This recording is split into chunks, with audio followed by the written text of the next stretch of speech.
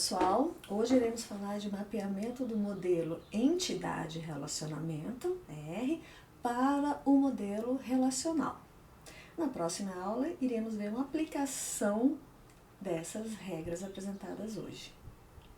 Bem, então a gente já viu na nossa disciplina o modelo ER, que é esse modelo que é constituído de entidades, que tem relacionamentos. Só que como nós vamos pegar esse diagrama que desenha o modelo ER e colocar isso em tabela no banco de dados? Porque como nós vimos, o modelo relacional é baseado em tabela. Pode ter uma tabela ou pode ter várias tabelas dentro do banco de dados. Então, nesse universo, nós temos que nós já aprendemos o modelo entidade-relacionamento, que é o nível conceitual mais próximo do usuário.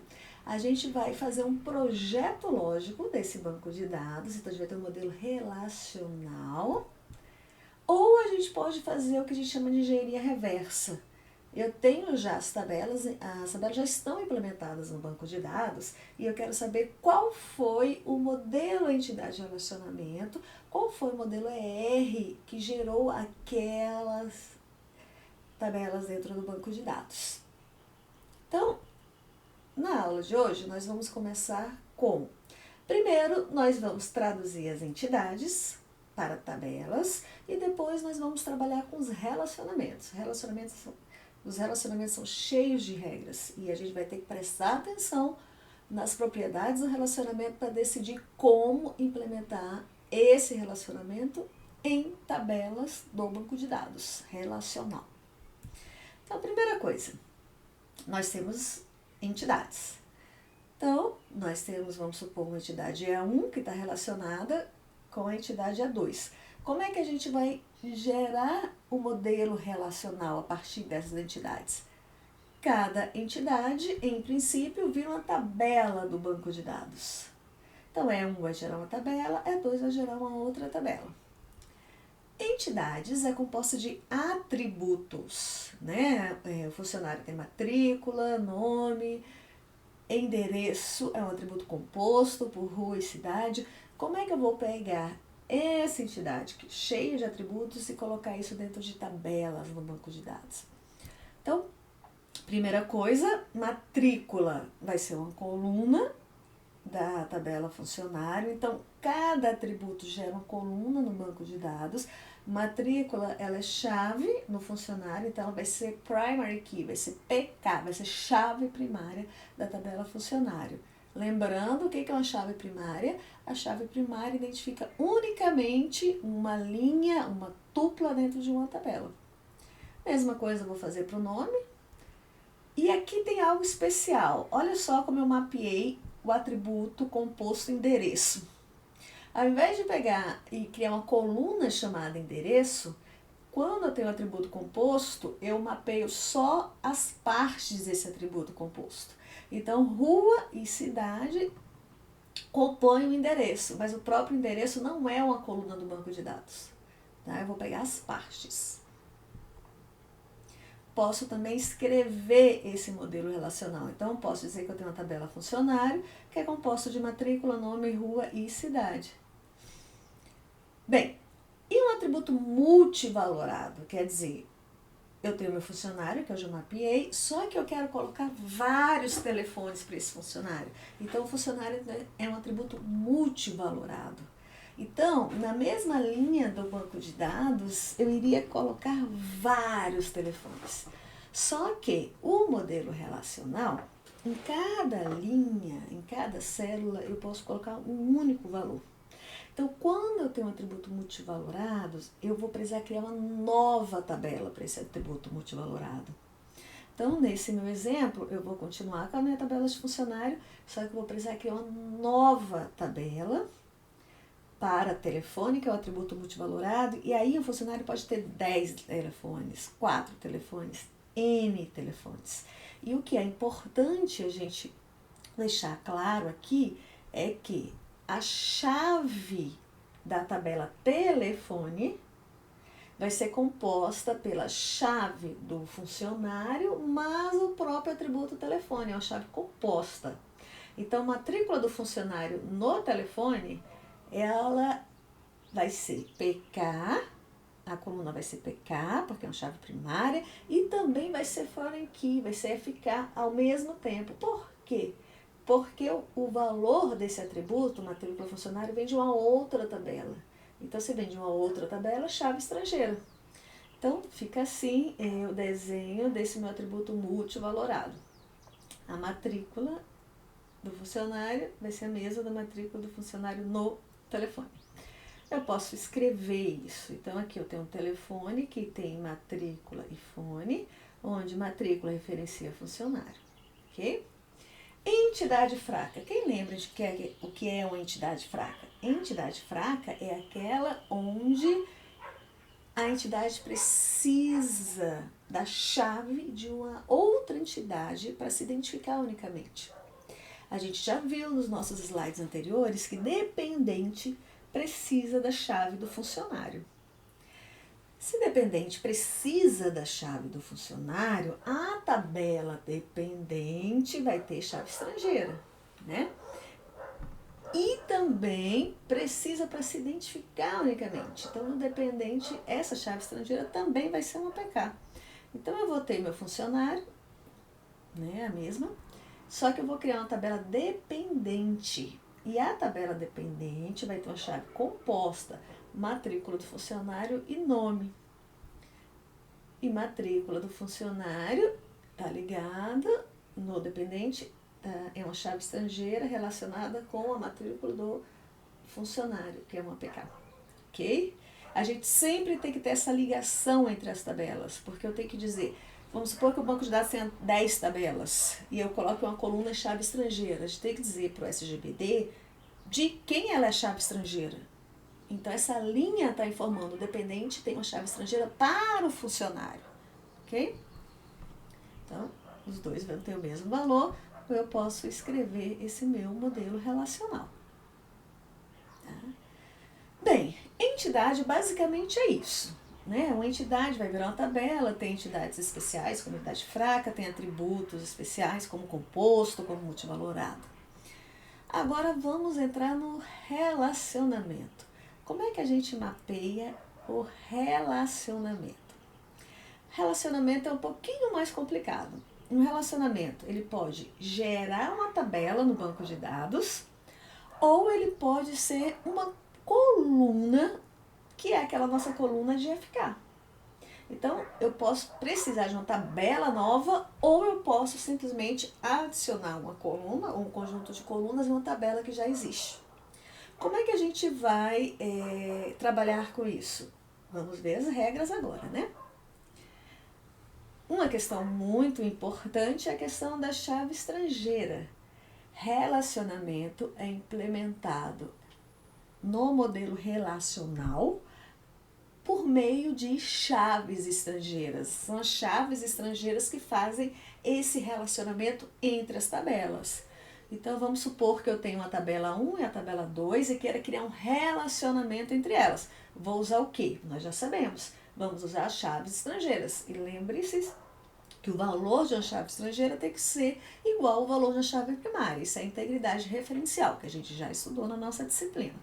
Tá? Para mapear o relacionamento, a gente precisa observar as propriedades do relacionamento. Quais são as propriedades do relacionamento? Cardinalidade, que está relacionada com quantidade. É 1 para 1, é 1 para n, n para n, n para 1. Ou a participação. O que é a participação? Quais são os tipos? A participação ela pode ser total ou parcial. Total quer dizer que é obrigatório, toda entidade faz parte daquele relacionamento, então é total. Ou parcial, eu posso ter entidade que não está associada naquele relacionamento, então é parcial. E aí, existem várias regras que a gente, para mapear o relacionamento, que a gente tem que prestar atenção para poder fazer esse mapeamento. Primeiro de todos, suponhamos que a gente tem uma entidade E1 e uma entidade E2, onde a cardinalidade é 1 para 1. E dos dois lados eu tenho participação total total. Como a gente pode ver, E1 está ligado à participação total, o E2 está ligado à participação total nesse relacionamento. Como é que eu sei disso? Os dois tracinhos significa que toda entidade A1 faz parte do relacionamento R e toda entidade A2 também faz parte do relacionamento R. Quando eu tenho participação total dos dois lados e tenho a cardinalidade 1 para 1, isso aqui vai gerar uma única tabela no banco de dados. Eu vou mapear isso como se fosse uma tabela do banco de dados. Agora, vamos supor que nós temos o relacionamento 1 para 1, a cardinalidade é 1 para 1, só que E1 tem participação parcial, apenas um traço, e E2 também tem participação parcial, apenas um traço. Como é que eu vou mapear isso em tabela do banco de dados? Toda vez que a gente tem cardinalidade 1 para 1 e a participação for parcial dos dois lados, então, pessoal, quando nós temos participação parcial dos dois lados em um relacionamento 1 para 1, o primeiro passo é cada entidade vai virar uma tabela do banco de dados. Então, E1 vai ser uma tabela do banco de dados, E2 vai ser uma tabela do banco de dados.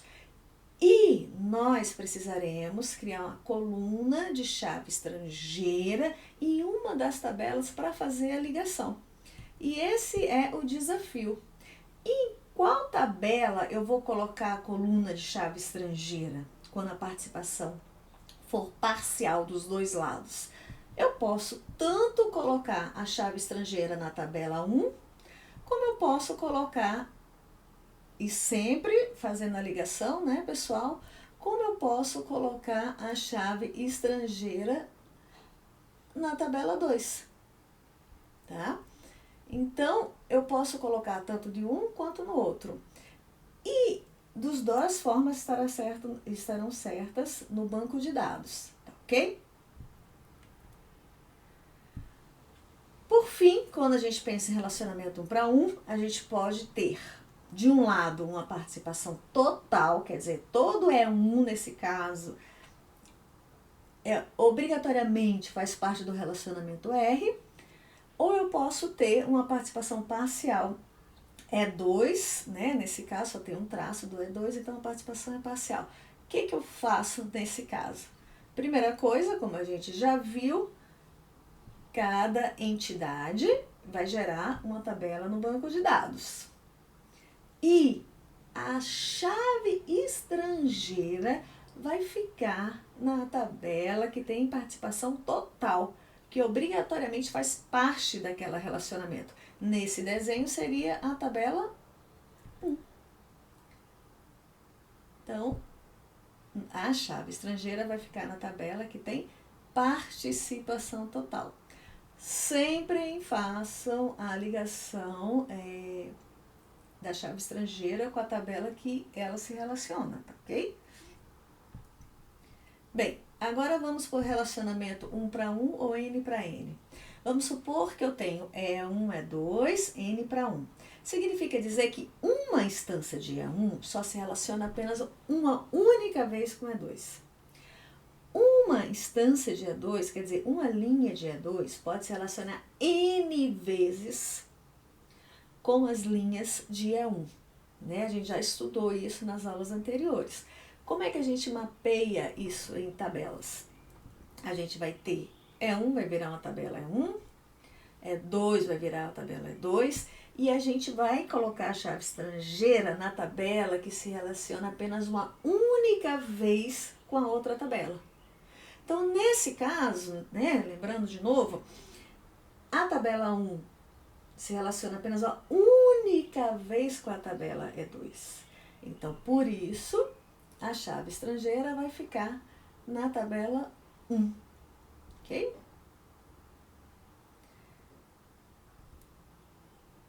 Por fim, nós temos o relacionamento N para N. O que é o N para N?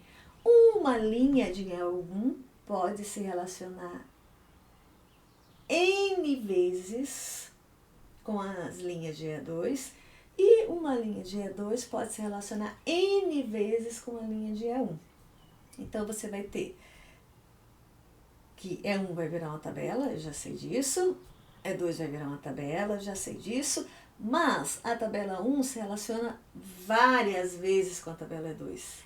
E a tabela E2 se relaciona várias vezes com a tabela E1. Toda vez que eu tenho N para N, eu vou precisar de uma nova tabela no banco de dados, onde essa nova tabela é composta pelas chaves estrangeiras das tabelas que estão naquele relacionamento. Então, eu vou ter uma chave estrangeira da tabela 1 e vou ter uma chave estrangeira da tabela 2. Bem, pessoal, então assim a gente acaba o nosso conteúdo de modelo entidade relacionamento para modelo relacional. E próxima aula nós iremos fazer um exemplo para aplicar essas regras que a gente aprendeu hoje.